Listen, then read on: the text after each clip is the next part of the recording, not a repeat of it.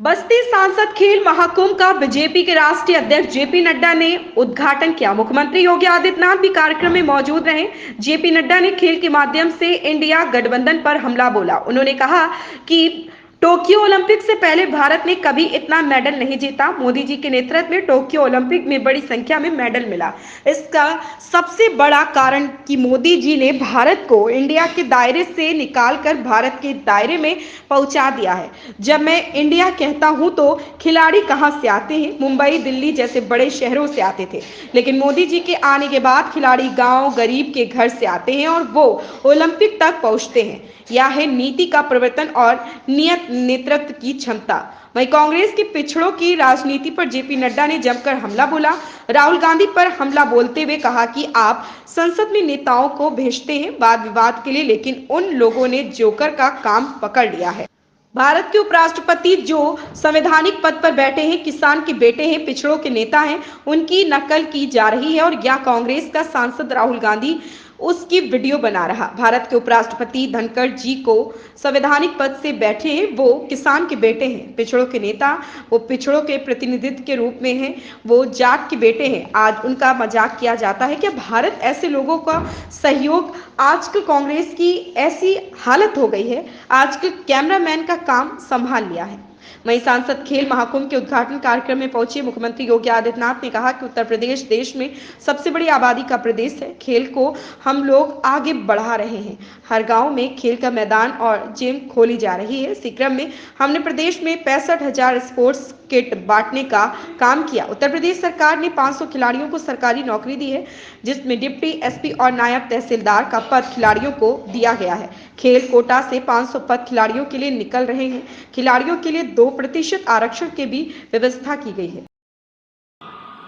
आप संसद में नेताओं को भेजते हो कि वो वाद विवाद करें, लेकिन संसद में जिन लोगों को आपने भेजा है वो वाद विवाद के बदले जोकर का काम पकड़ लिया। उन्होंने जोकर वाला काम पकड़ लिया, नकल करने का काम पकड़ लिया।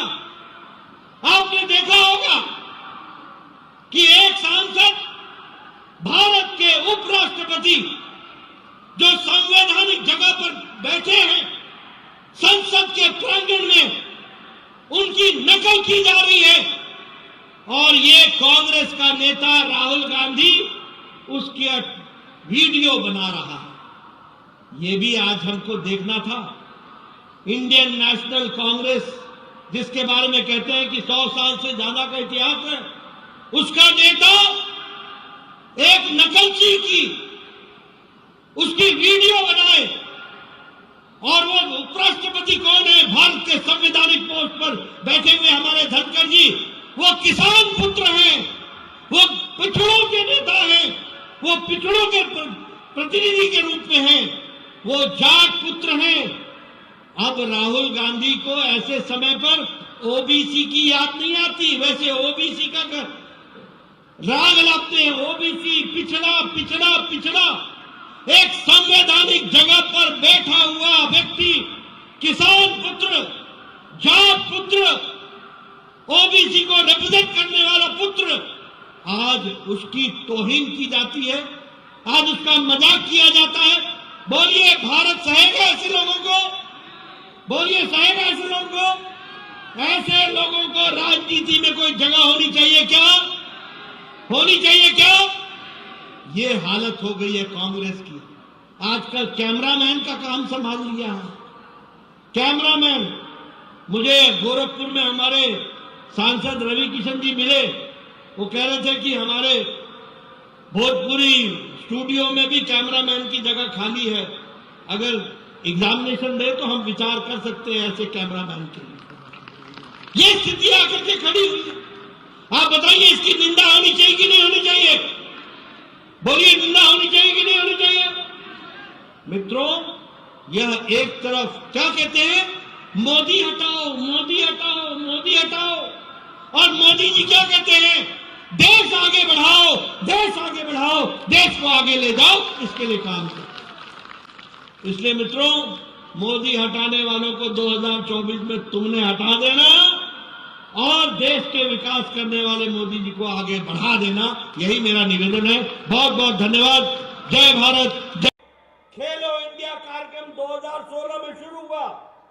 आपको जानकर खुशी होगी कि इस खेलो इंडिया के लिए 1000 करोड़ रुपए का बजट रखा गया है और 2500 खिलाड़ी खेलो इंडिया में सिलेक्ट हुए हैं और उनके लिए 820 हम लोगों ने स्पोर्ट्स सेंटर ऑपरेशनल किए हैं और उत्तर प्रदेश में भी 80 स्पोर्ट्स सेंटर ऑपरेशनल किए गए।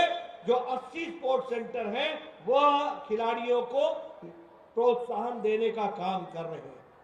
मैं यहां योगी आदित्यनाथ जी को बधाई देना चाहूंगा। हमारे खेल मंत्री हैं बैठे हुए, मैं उनको बधाई देना चाहूंगा कि आप लोगों ने तय किया है कि हर पंचायत स्तर पर, गांव स्तर पर खेल का मैदान होगा और ओपन जिम होगा और अब इंडिया का बच्चा नहीं जाएगा, भारत का बच्चा जाएगा, भारत के गांव का बच्चा जाएगा। ये व्यवस्था की गई है ताकि हम अच्छी से अच्छी कंपटीशन में अपना योगदान कर सकें। उत्तर प्रदेश सरकार ने अब तक 500 खिलाड़ियों को सरकारी नौकरी दी है, जिसमें डिप्टी एसपी का पद भी दिया गया है, नायब तहसीलदार का भी पद दिया गया है और साथ साथ पुलिस में भर्ती की अलग अलग श्रेणी में भी भर्ती की प्रक्रिया को उसको आगे बढ़ाया गया है। और भाइयों बहनों, मैं आज फिर आपको कह रहा हूं, 500 नए पद हमारे निकल रहे हैं खिलाड़ियों के लिए।